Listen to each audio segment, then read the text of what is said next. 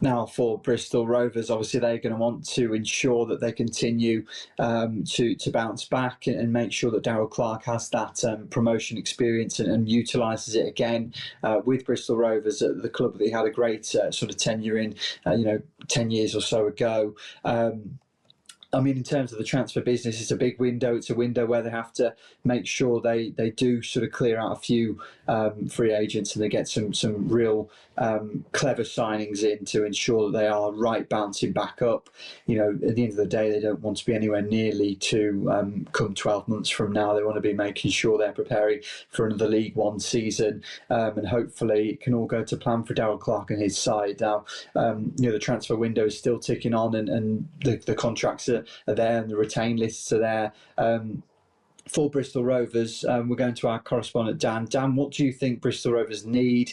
What can you sort of tell us about where they are in terms of this window, how they're viewing it, how they're going about their business? Is it sort of continuing from previous windows? Have they changed any strategies now that they have been relegated, and then they might need to change a few plans to make sure they go straight back up? Because, Darrell Clarke has come to a side where he could probably punch way above Bristol Rovers' weight, let's be honest. But surely something's enticed them to come back, and there's a bit of a plan and a project to get them back to League One. So, Dan, what are your thoughts ahead of this window and how it's sort of panning out for Bristol Rovers ahead of the new campaign?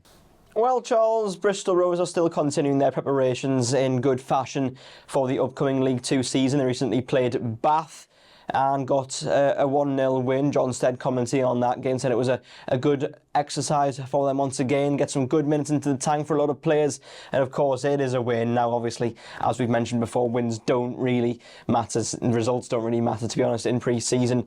Obviously you want to win because you want to keep that competitive edge and that sort of nature, but let's be honest, it is about playing styles as well as fitness as well, and getting good workouts and understanding the team as a whole and getting good cohesion and synergy into them.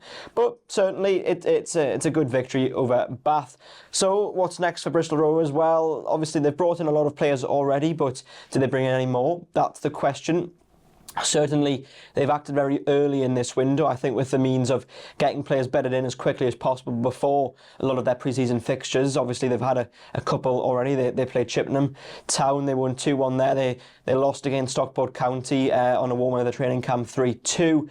But they were also quite happy that they managed to get the game back to 2-2, having been 2-0 down at one point in that game. So overall, things are looking all right for them. I think, obviously, they want to get things just looking all right on the surface of things after what happened at the end of last season. But actually, to be fair, internally at the club, things are also looking quite good. It seems as if it's a club that's got a lot more about it once again. I think a lot of players have commented on the fact that the training grounds had some subtle refreshing and just overall little bits done to it just to make it seem a little bit more professional, a little bit more quality, not only for the new players coming in, but also for the current squad and the squad from last season who are returning to training to think, yeah, actually, you know what, things have been done here, and even though the way things ended last season wasn't great, actually things are still looking in the right direction at the club, and it makes them feel as if, well, yeah, things are still decent despite how poor things were at the end of last season.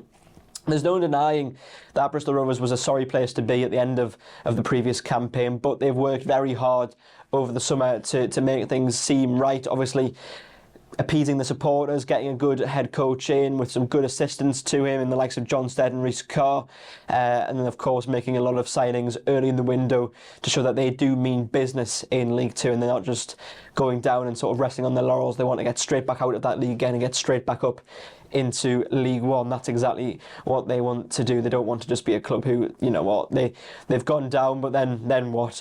I think it's a case of they're a club who value themselves a lot and they think they should be higher up in the English football pyramid, and it's just about proving that they're capable and worthy of that now. Now, of course, obviously everything will get judged when we get to the season getting underway in mid-August, but they're certainly doing all the right things both on and off the field at the moment to make them seem like a club who still knows what they want and where they want to be in the short term and indeed the long term future of the club.